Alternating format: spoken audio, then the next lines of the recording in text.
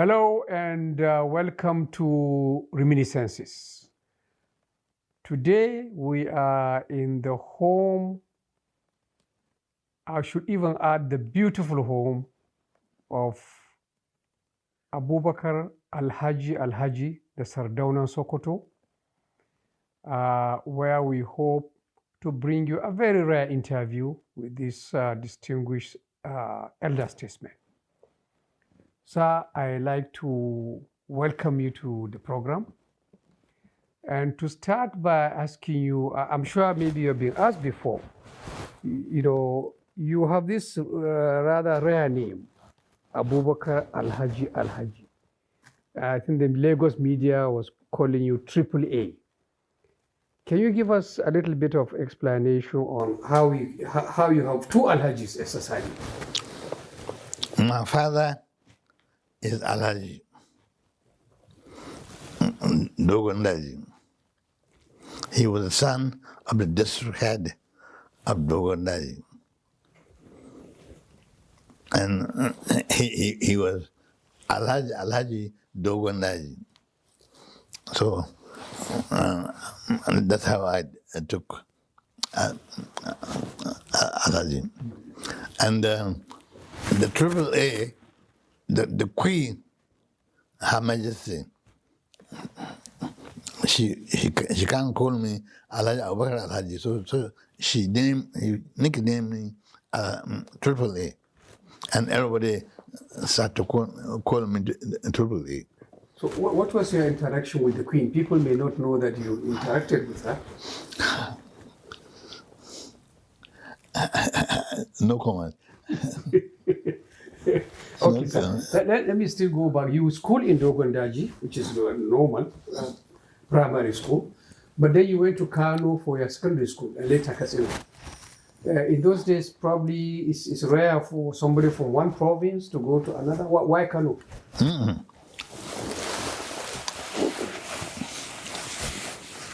I did elementary school in Dogondaji. Well, my grandfather was district head. And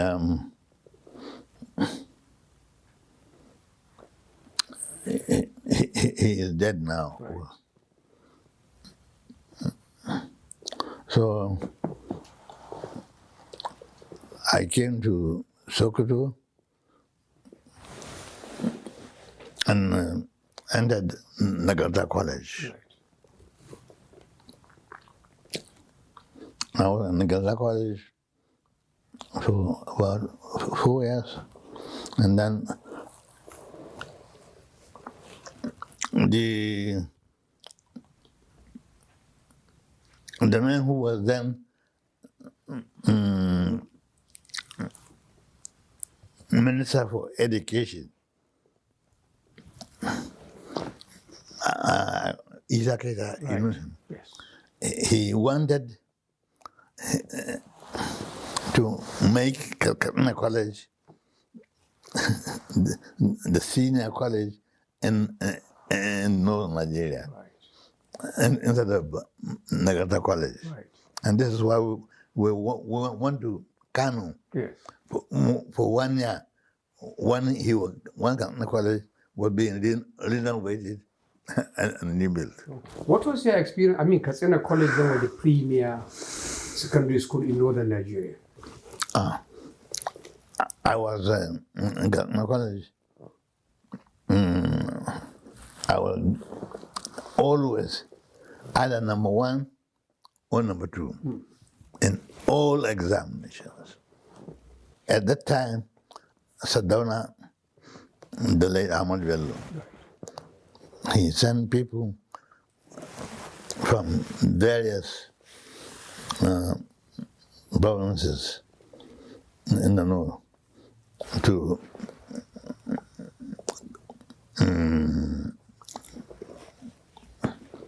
England.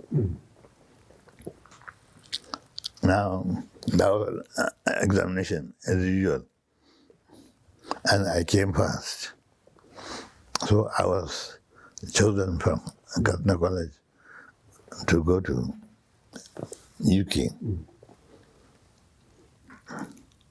And we were in Bournemouth, Hampshire. From Bournemouth, I went to Reading University. Right. Now, I graduated in 1964 from Reading. So from England, once you finished your first degree, you went straight on to the US for a second degree.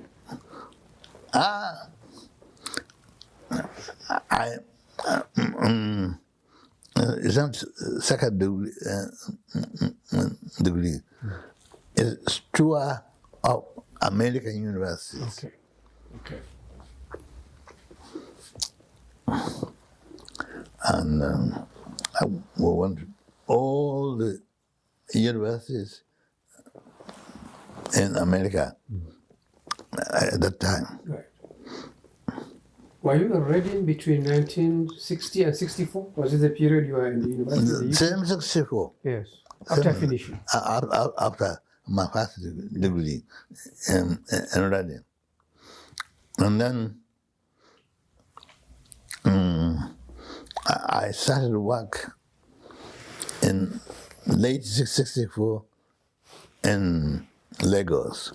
Tell us about your experience in the UK before we come to Lagos.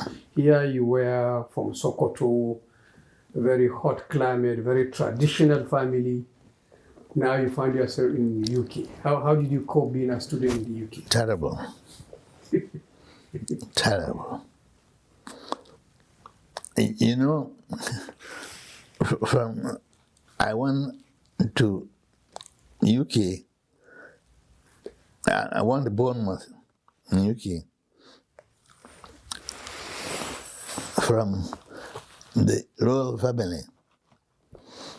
And I went to Reading where I went to Bournemouth where schoolboys were calling me monkeys. Oh. Monkey. They used to line the street. When I ride bicycle to school to get to see if we had. Yeah. I was the first black man to go to Bournemouth. So how did you cope? I mean, it must be very unpleasant being there. We managed. The only thing is every month we had to come to London to collect our check. So money. The money. Yes. Because at the time, Nigeria was not self-government. It was a colony. Right. You said you finished 64. It was rare then for a northern, well-educated person like you to go to the federal service rather than the northern service. How come you didn't go to the northern service in Kaduna, rather you went to Lagos? Very interesting. 4 of us came out of the college at that time. The second one is Mamandara, Mahmoud Tukur, Professor Tukur. Yes. Augusta Yangi from Benue. Now, in Sokoto here, my father, the second hand of Sokoto, Alhaji is a rival of the premier of modern Nigeria. So Ahmadu Bello. Ahmadu Bello. And he didn't want me to go to. So he wanted to work under the Sadona. And he called Alhaji, who was secretary to the government at that time. He said, Abubakar should go to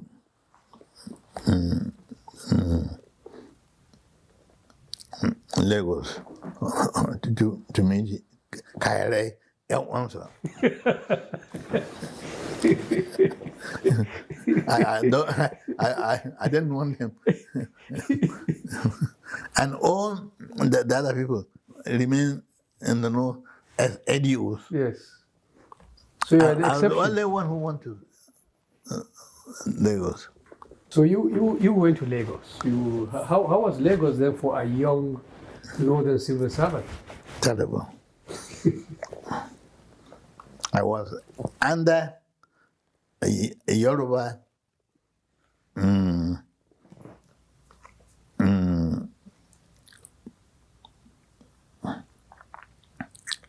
boss.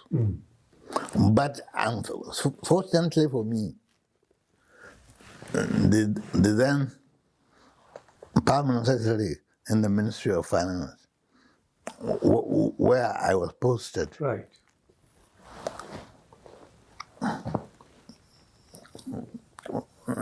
he had a deputy who was a European called Muscodi. Mr. Muscodi. It's Cody. Muscodi. So when I went to Ministry of Finance, I was posted to Ministry of Finance. Muscodi received me and said, I was looking for a PA. And I now got one. So I was working directly under Mr. Cody, who was then Deputy Permanent Secretary, under Mr. Edwin Ogubu, Who was the PAMSEC? who was the Permanent Secretary. So how was the social atmosphere? You are a young man, young prince from the north in Lagos. Did you enjoy yourself in Lagos outside the working situation? I was lucky.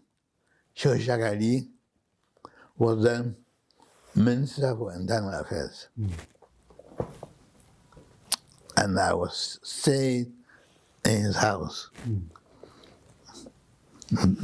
And then when the Premier visited Lagos, I met Nuru Badu, who was the Minister of Defense. Minister of Defense.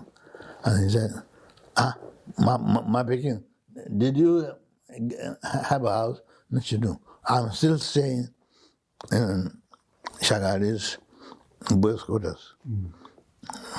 He said, see me in the office tomorrow. On the following day, I went to his office. And he asked his soldiers to get rid of one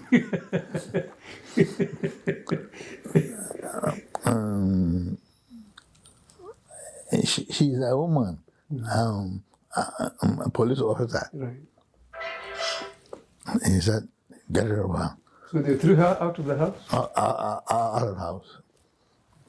And he asked me to move in. Right. Were you married then? Did you have a family or you're still a young bachelor? No, I was a bachelor. Yes. I was a bachelor. That's why I asked you about social life in Lagos then. Did you blend or did you find it strange to be in Lagos then? I mean, the social life around you. I was in a bachelor for 2 years because my mother was putting pressure on my father for me to get married. Right.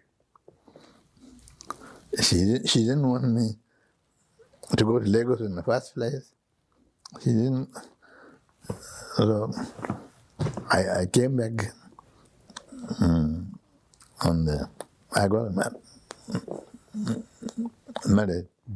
And my daughter is the first child of Ibrahim Dasuki, who was the permanent secretary in the Northern Nigerian government. That's your first wife. Yet, after all this beginning, you had a very glittering career in the Federal Civil Service.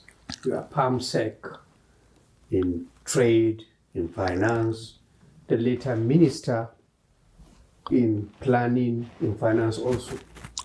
I mean, this seems to have made up for all the early struggle you had. Every year, I either became acted from AS.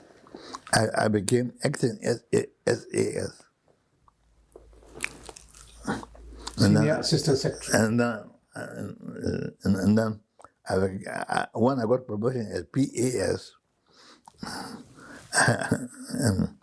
and then I became Under Secretary, and then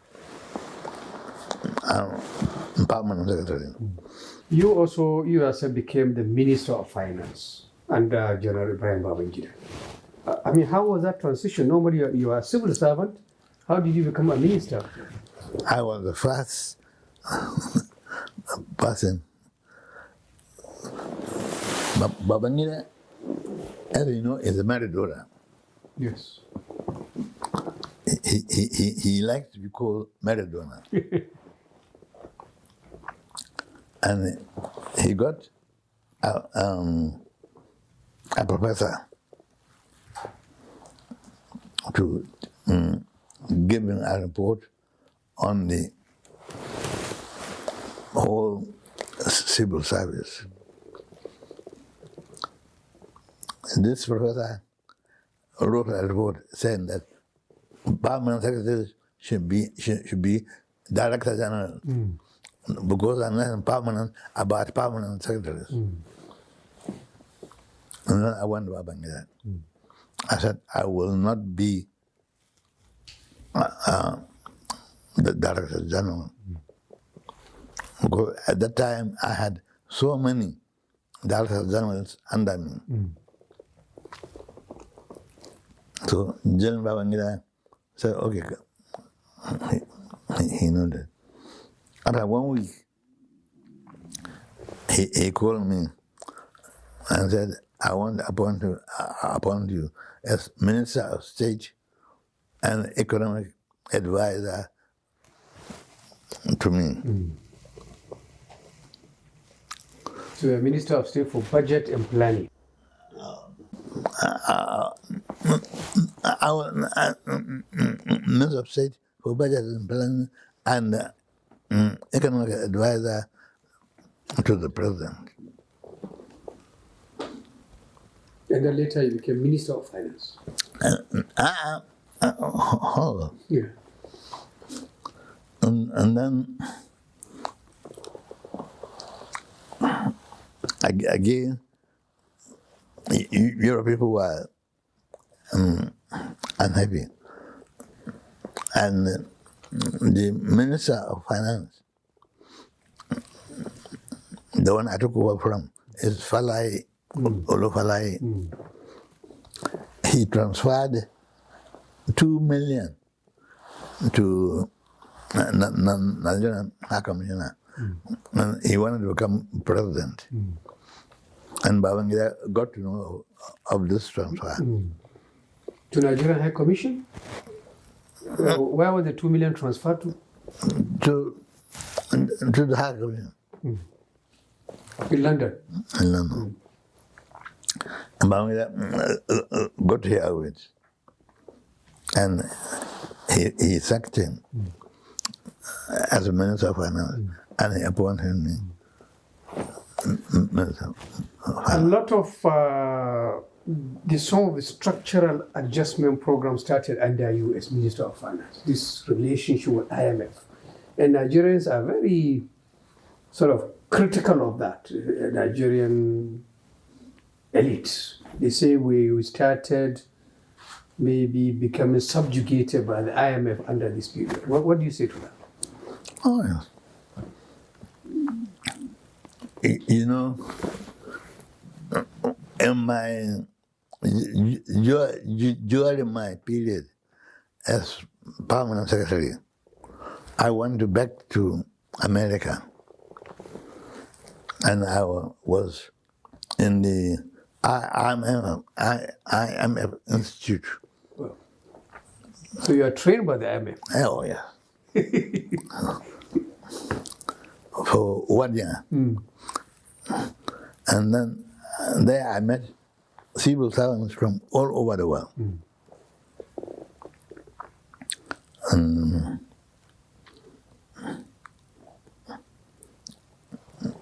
And then I went to The Hague, in Netherlands. Right. And the same thing. The head of the institute in The Hague is Mr. Kitchen, who was then, who was later became minister of Netherlands. And it's all, the story is the same. You, Nigeria, put your house in order before we lend you money. But Nigerians do not know this. I was under pressure because the European trained me, both in Washington and in Netherlands, Right. to adjust the economy of Nigeria, structural adjustment. Right. But Nigerians did not do that. Well, some of them say maybe the economy didn't need adjustment. We had oil money. Why borrow? Why borrow It's more? later on. Yes. It's all money started joining the one son. Yes. Gowon was the one who said he has more money than he needs. Yes. So, as Minister of Finance, with all that money, why do we need to go to the IMF? Because the oil money can continue coming. In fact, I lent money to the IMF I see. as Minister of Finance. I went to Washington. I signed agreement of loan. I gave IMF money. But then later we started also borrowing from them. No. So why did we need? I mean, do you still see that policy of structural adjustment? Will you still defend it? Will you still think is the right thing to do? Or is it a mistake? You see, the World Bank is a subsidiary, although they didn't want me to say that. But IMF first must give signal to the World Bank before they lend money to any country. Now,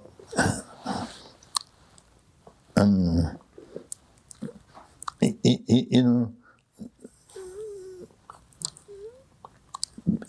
people didn't want me to say it, and I could not say it openly.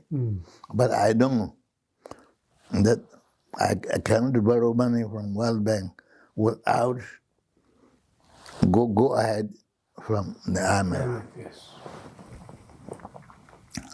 So we had to deal with the IMF. So I choice. had to deal with that. You capped your civil or public career as ambassador or high commissioner to the UK. That must be a very pleasant appointment from your days as a poor student in London, now the High Commissioner in London. How did that go?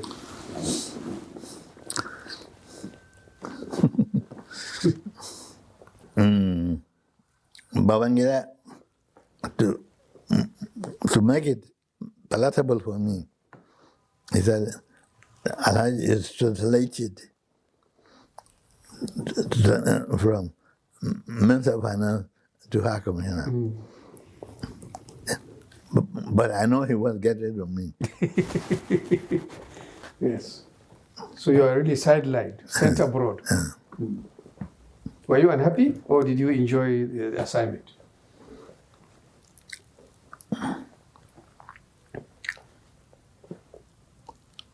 Babangida is alive. I took it in a stride. You had a sort of interest relation with Babangida. He gave you several good appointments, like you said. At the same time, when the time came to push you aside, he went ahead and did it. Do you still have a grudge against that? That he wasn't really, he didn't allow you to complete this tenure as minister?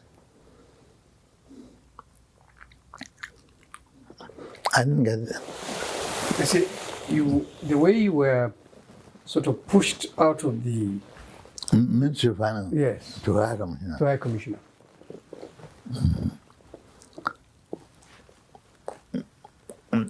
To be honest, I didn't like it. But at that time, my brother, Alhaji, he was in hospital in Germany. So I went to Germany and I stayed there for 2 months. 2 months? And people were bringing files from the High Commission to me in Germany and back. And Babangida got to know this. He said, you don't want to become High Commissioner. I said, I won't become High Commissioner. I'm grateful, but I want to look after my brother first. And he knows I'm not telling the truth. But he and Abacha, General Abacha, and my brother were close friends. Very close. So he let you be. How long were you High Commissioner? I think it's probably a year? Yeah? How long were you the High Commissioner? How long did you stay in the job? I was 6 years. For 6 years? And Abacha, when he took over, he didn't want me to leave.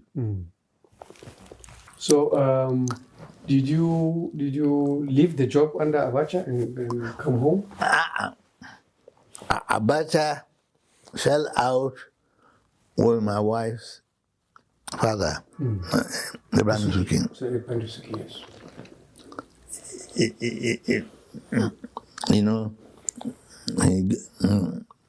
he sent him to Almawa in exile. And my wife is the first daughter of Ibrahim Suki. Right. And I came home one day. My mother said, I cannot live in Abacha's house. Which is the High Commission in London. So your wife made the decision. When you came home, you eventually became the Sardauna of Sokoto. This is a position nobody has occupied for almost 15 years. How did you, because that also set you in line for the sultanship. How did you get that? By the first person to bring me back to Nigeria was Governor Tahir Bafara. He said, I want you to become economic advisor to Sokoto, Kebbi, and the Mara states. This is how he got me out of London. Yes. So I was economic advisor to the 3 states. Right. And then after a year, I find that I cannot work. Why? Because it's not a real job, is it?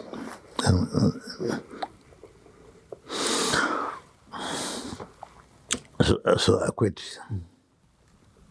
How was the experience? Did you find that the governor didn't want advice? Well, I yes or no. I was very pleased because I know Sokoto better. Better. Bafara is touring all over the place. And I want every district in Sokoto, which I would not have done if I remain in Sokoto. So you couldn't handle the other states effectively, really? Yes. So how did you become the Sardona after all these years when there was no Sardona? My uncle. Sultan Machido. Sultan Suki. I was glad to become Sardona of Sokoto. But the other member of the family, the house of Atiku, Bello, they think that it was a strategy by the Suki to making heir onto the throne. Was it? Was it a strategy? You go and ask the Suki, unfortunately he's dead. Yes. But I understand you don't get so much involved with palace. You don't go to the palace now. You are the Sardona of Sokoto, but you are not really active in the palace. You don't seem to take part in palace activities. Because as long as the house of Bello are there, I better keep my distance. I know if I go to Paris every often, Sada will not like it. His religion will not like it. And, so I just, if somebody from the family died, I used to go and greet him and condole him. And that's all. Yeah. You have this relationship with the English royal family. Indeed, I think you are one Nigerian that I know, especially from the north, who is a knight of the British Empire. So we can call you Sir. How did you achieve that honor?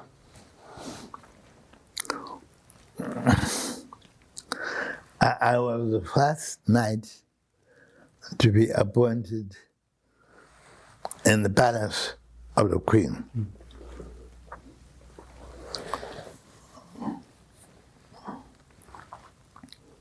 And all the other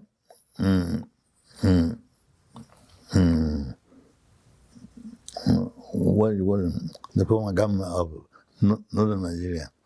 Sakashim? Sakashim. Right. You know, he was. Yes. And then Sardona. And then Sultan Abubakar. Yes. Unfortunately, they all died. Let me ask you, sir, how you spend your time here in Sokoto. You had a high glittering career, high-level career.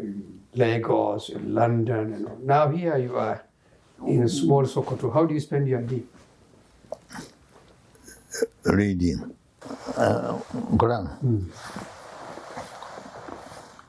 So, but I understand you used to go outside to some forest nearby to walk or to. Do you still do that? Do you still do any physical activity? Yes, but my back is now giving me a problem. I'm waiting for this pandemic. What do you call it? Yeah, the coronavirus. To be over. And before I resume my treatment. What is your take on the current situation in Nigeria? I don't know whether you get to hear what people are saying about the country, about the insecurity, about the economy, as a former finance minister. Insecurity is terrible. In fact, Buhari himself admitted that he cannot cope with insecurity. But I kept quiet. I don't want to make comment to anybody, including you.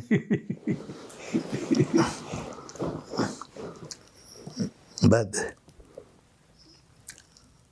I know the solution. Would you like to comment on the economy? Because you are one of the architects of the Nigerian economy. What do you make of it now? This question is interrelated with other questions. You know the white man. If they like you, you're in business. If they don't like you, you're out. For me, they like me. I said it in America, in Netherlands, in Paris. So what do you think you will be remembered for? What will you like to be remembered for? You have spent a lot of time in the service of Nigeria. I served Nigeria with all my heart.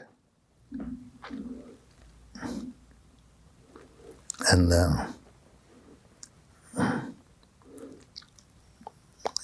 if I want to show you, if I show you my CV, you will see. I've seen some of it. You are chairman of, I don't know how many boards, of all sorts of economic agencies and companies, yes. People both here, Dakota Cement, all of them. And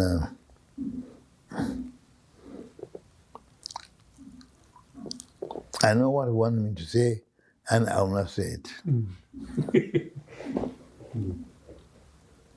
Thank you very much, sir. You have said enough. And I wish you good health and a long life to continue at least advising or from the sidelines. Viewers, that was a very long and I think engaging discussion on the life of somebody who we don't hear much from. Indeed, I cannot remember an interview I have seen he has given recently. Abubakar Alhaji, veteran civil servant who was our former permanent secretary in planning, in finance, again minister in several ministries, high commissioner in London, and now quietly retired, but still important as one of the senior princes of Sokoto, as Sardauna of Sokoto. So I wish you well, and thank you for giving us this opportunity to speak to you in your house. Thank you very much, Mr. Chairman. Thank you.